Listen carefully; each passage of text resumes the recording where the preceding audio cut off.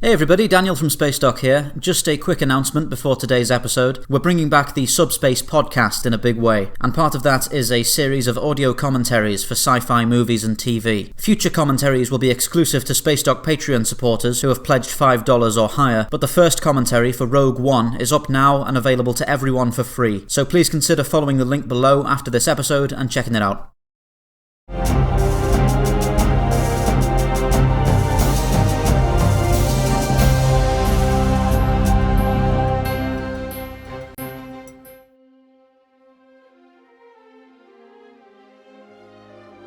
The ASF-01 B-Wing, meaning Blade Wing, is a powerful and unconventional fighter bomber designed by the Mon Calamari Quarry and manufactured in great numbers by Slane and Corpil shipwrights, whose previous works include the Republic V-19 Torrent. The B-Wing was designed specifically for use by the Rebel Alliance, which set it apart from almost every other vessel in the Rebellion's service, and its introduction helped to further diversify the Alliance's starfighter wings. At a length of 16.9 meters, the B-Wing space frame is highly unorthodox, featuring a sleek and armoured cockpit module fixed to the fighter's body with mechanical grips. These grips were used as part of a unique gyroscopic control system, which allowed the cockpit to remain level with the horizon during atmospheric combat, while the rest of the craft freely rotated. In space combat, the gyroscopic system worked in conjunction with the ship's S-foils, allowing the fighter to reorient itself for landing or tight maneuvers without altering the viewpoint of the pilot. The ship's two central S-foils worked in much the same way as the T-65 X-Wings, extending the fighter's cannons away from the engines and power plant so as to offset overheating and allow for the use of powerful, high-heat weapon systems. The B-Wing is heavily armed for its size, featuring a number of ion cannons, 4 medium laser cannons, and a powerful arsenal of guided torpedoes. In battle, the fighters served as slow but well-shielded weapons platforms, supporting lighter squadrons and engaging enemy warships with secondary weapons. The unusual shape of the B-Wing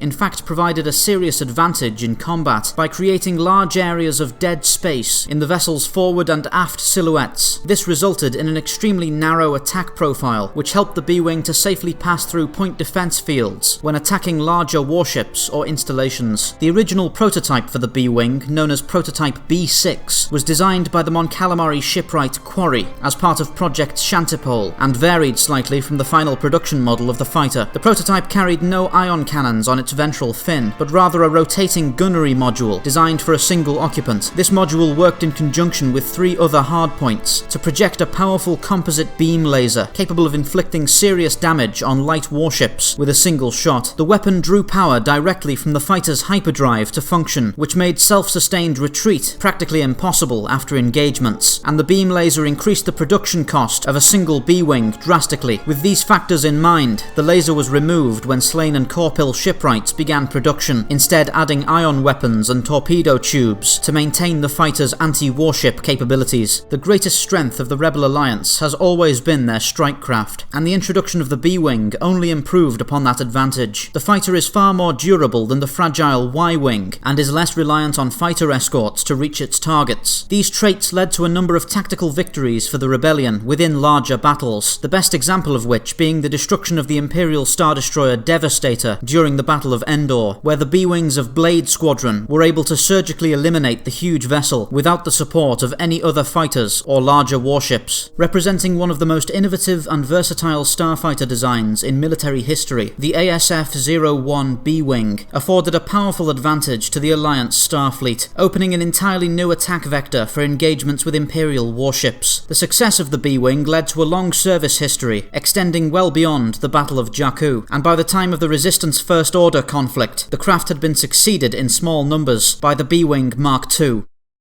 Thank you for watching Spacedock. Please remember to like, subscribe and share for more science fiction spacecraft summaries. If you enjoy the channel, why not consider pledging your support on Patreon? For just $1 a month, you'll be able to access the Spacedock schedule to see what's coming up.